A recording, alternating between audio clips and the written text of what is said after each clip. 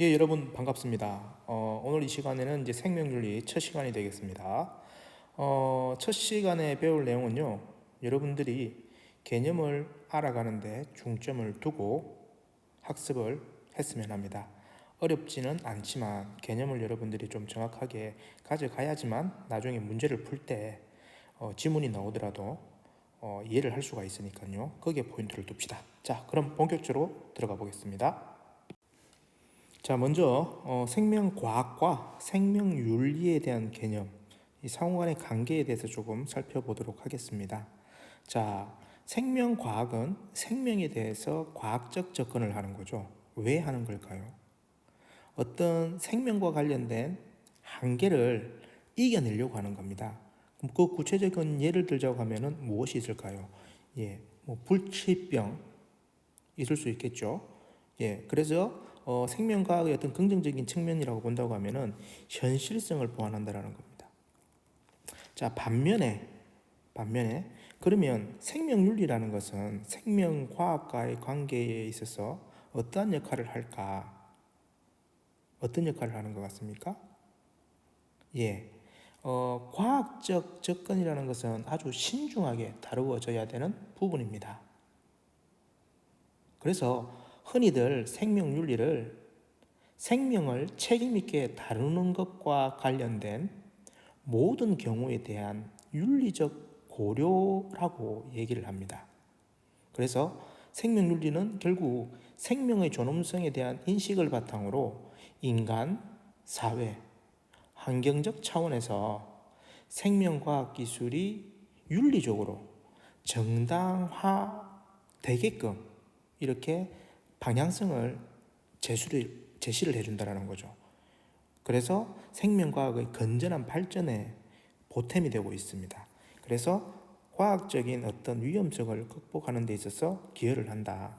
자, 그렇게 본다고 하면은 두 개 다가 생명을 다루는 데 있어서는 공통점을 지니고 이 둘은 자, 보십시오. 보통 과학과 정신 이 관점을 보게 되면은 흔히들 그냥 쉽게 대립되는 관계다라고 생각하겠지만 지금 설명드렸던 것처럼 대립적인 것이 아니라 뭐다?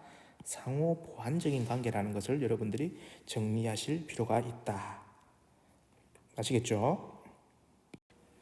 자, 생명복제에서는 배아복제에 대해서 살펴보도록 하겠습니다.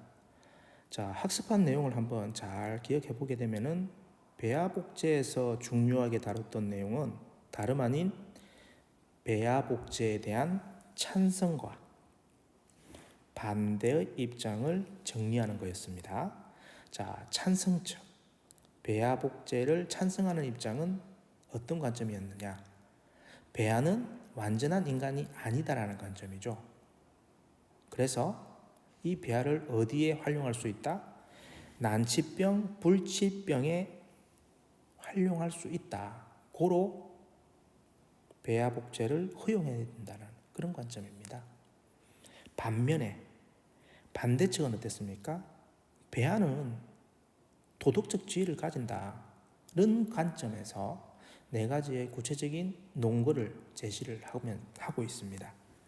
자, 그래서 찬성 측의 이야기를 정리해보고 반대 측의 이야기를 정리를 해보게 되면은 이제 대표적인 윤리 이론을 생각해 볼 수 있는 거죠. 어떻게 보면은 찬성 측은 공리주의적 관점이 강하고요. 그리고 반대 측은 뭐죠? 칸트적인 관점이 강하다. 이렇게 정리가 될 수 있을 것 같습니다. 또 한편으로는 찬성 측은 누구를 중심으로 생각을 하고 있다? 바로 현재의 우리 인간을 중심으로 생각하고 있다고 한다면 반대 측에서는 현재의 인간이 아닌 배아를 중심으로 해서 이야기를 하고 있습니다. 자, 그러면 찬성과 반대의 이 중간자적인 존재도 있다라는 거죠. 중간자적인 존재. 이게 이제 얘기를 해보겠습니다. 자, 중간자적인 관점에서는요, 배아의 잠재성 논거를 인정합니다. 인간으로서 될 수 있는 잠재성을 가진다는 거 충분히 인정한다라는 거죠. 하지만 뭐죠? 현재는 인간과의 차이점이 분명히 있다. 있다라는 이런 중간적인 관점을 가져간다는 겁니다. 그래서 이 관점에서는 어떠한 얘기를 하느냐, 일정한 기준 마련된다고 하면은 제한적으로 허용해야 된다는 겁니다. 제한적으로 허용해야 된다는 거. 요거 참고로 정리를 해 보도록 합시다. 자, 그렇게 해서 배아복제 정리 마무리하겠습니다. 자, 오늘 마지막 내용이네요. 유전자 치료입니다. 자, 유전적인 어떤 질병을 치료한다라는 거죠. 그래서 여기는 두 가지 관점이 있었습니다. 어떤 관점이 있었죠? 체세포 유전자 치료가 있었고요. 그 다음에 생식세포 유전자 치료가 있었습니다. 자, 체세포 유전자 치료와 생식세포 유전자 치료의 가장 큰 차이는 뭐였죠? 그 대상이 영향력이 어디까지 미치는가였습니다. 체세포 유전자 치료 같은 경우는 지금의 이 환자 개인에게 국한되는 반면에 생식세포 유전자 치료는 어떠하다고 했죠? 후세대에 영향을 미칠 수가 있어 논란의 여지가 있는 겁니다. 그래서 체세포 유전자 치료의 경우에는 어떤 질병 치료의 목적으로 제한적으로 허용이 된다. 이렇게 여러분들이 학습을 하셨고요. 생식세포 유전자 치료는 이게 후세대에 영향을 미치기 때문에 앞서 말씀드린 것처럼 논란의 여지가 있다. 그러면 이 논란의 내용을 구체적으로 살펴보게 되면은 찬성과 반대 입장을 볼 수가 있습니다. 자, 찬성 측에서는 어떤 얘기를 합니까? 이게 악영향을 미치게 되면 후세대에 부정적으로 영향을 미칠 수 있겠죠. 하지만 생식세포 유전자로 어떤 긍정적인 측면에서의 치료가 이루어진다고 한다면 후세대가 가질 유전적인 질병을 예방할 수 있다는 입장을 내보이는 겁니다. 하지만 반대 측 입장에서는 또 어떠하죠? 그럼에도 불구하고 유전적인 다양성이 상실된다라는 거죠. 그리고 다양성뿐만 아니라 이 과정에서 뭘 얘기할 수 있다? 유전자 개량이 이루어진다는 겁니다. 우생학을 통해 가지고 유전자 개량. 그럼 이 유전자는 어떤 쪽으로 개량이 될까? 지금보다 나은 쪽으로 되겠죠. 지금 쪽으로 나은 쪽. 이 낫다라는 것은 어떤 기능적인 측면에서 내가 현재 50의 능력을 가지고 있다라고 한다면 유전자의 개량을 통해서 내 후세는 어떻게 한다? 70, 80으로 만들 수도 있다는 겁니다.